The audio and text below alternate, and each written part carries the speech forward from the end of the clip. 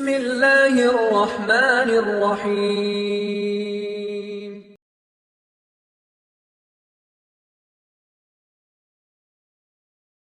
நம்ம எதிர்பார்த்துட்டு இருந்த ஒண்ணு என்ன சொல்லுவார் இவர், நம்ம காத்துட்டு இருந்த ஒண்ணு தராவியல் தொழுகை. என்ன சொல்லுவாருன்னு கேட்கறதுக்கு கேட்டு அதை மக்களிடத்தில் சொல்றதுக்காகவே இல்ல மஷா அல்லாஹ் நம்மிடத்தில் யாரும் இருக்க மாட்டாங்க, பல கூட்டம் இருக்கிறது. தராவிஹ் தொழுகையை உடைய சட்டத்தின் அடிப்படையில் அல்லாஹ்வுடைய தூதர் ஸல்லல்லாஹு அலைஹி வஸல்லம் அவர்கள் தொழுத இந்த கியாமுல் லைலுடைய தொழுகை ரமதானுக்கென்று விசேஷமான தொழுகை கிடையாது. எல்லா மாதங்களிலும் அல்லாஹ்வுடைய தூதர் தொழுத இரவு தொழுகை தான் ரமதானுடைய மாதத்தில்.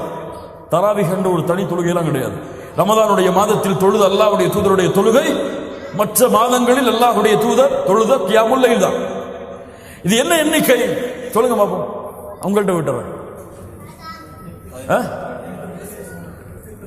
20 சொல்றவங்க கையை உயர்த்துக்க, சரி 8 சொல்றவங்க கையை உயர்த்துக்க, 8 தாண்டி தொலைவே கூடாதுங்க அப்படின்னு சொல்றவங்க கையை உயர்த்து.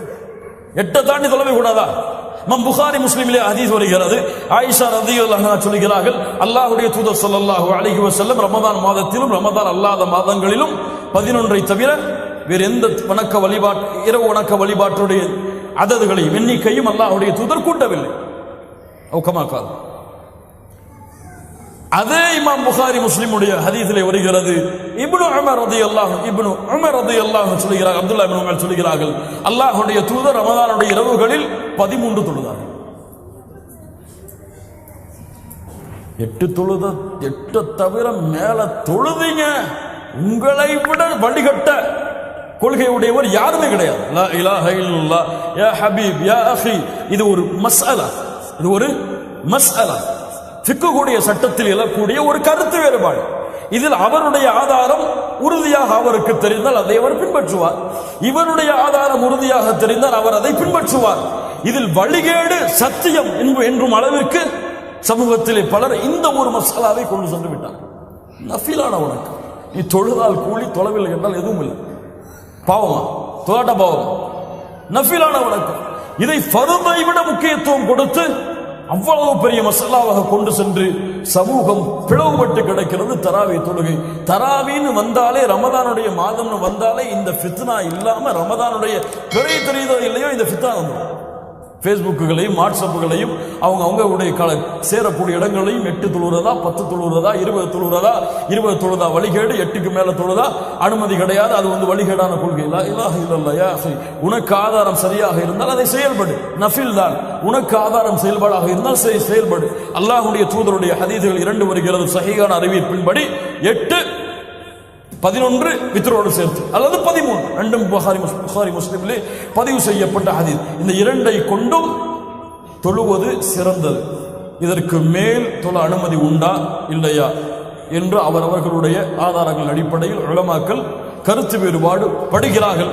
அல்லாஹ்வுடைய தூதருடைய ஹதீஸ்கள் பல இருக்கிறது. உலமாக்களில் பெரும்பாலான உலமாக்களில் யாரும் ஒரு சில உலமாக்களை தவிர தொழுவது கூடாது என்று தடை விதித்ததல்ல, தொழாமல் இருப்பது சிறந்தது என்று சிலர் சொல்லி இருக்கிறார்கள், தொழுவது கூடும் என்று சிலர் சொல்லி. இது கருத்து வேறுபாடு மசாலாவுடைய விஷயத்தில் இல்லாமல் மசாலா இருக்காது. அவர்களுடைய தேர்வின்படி அவர்கள் செய்து கொள்ளலாம். ஆனால் இதை ஒரு ஃபித்னாவுடைய காலமாக அமைத்துக் கொள்ளக்கூடாது. 8 தொழுவும் பொழுது அல்லாஹ்வுடைய தூதர் தொழுத மாதிரி தொழுவோம். அல்லாஹ்வுடைய தூதர் இஷாவுடைய வக்து முடிந்ததிலிருந்து சஹருடைய நேரம் வரை தொழுவாங்க. இவர் 8 தொழுறோன்னு யோசிப்பார், எந்த பள்ளிக்கு போனாடா அரை மணி நேரம் 20 நிமிஷம் சொல்லி. லா இலாஹ இல்லல்லாஹ்.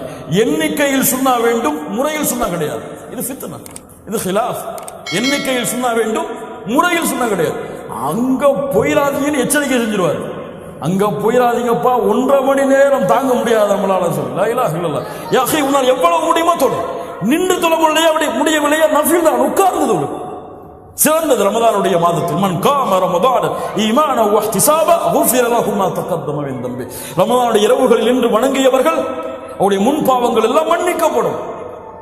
உன்னால் நீளமாக ஓதி தொழ முடியவில்லையா, குர்ஆனை ஏந்தி பார்த்து படித்து தொழு, அனுமதி உண்டு.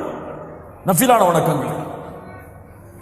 லா இலாஹ இல்லல்லாஹ். அவ்வளவு அழகான வணக்க வழிபாடு இன்று ஃபித்னாவாக மாறிக்கொண்டிருக்கிறது.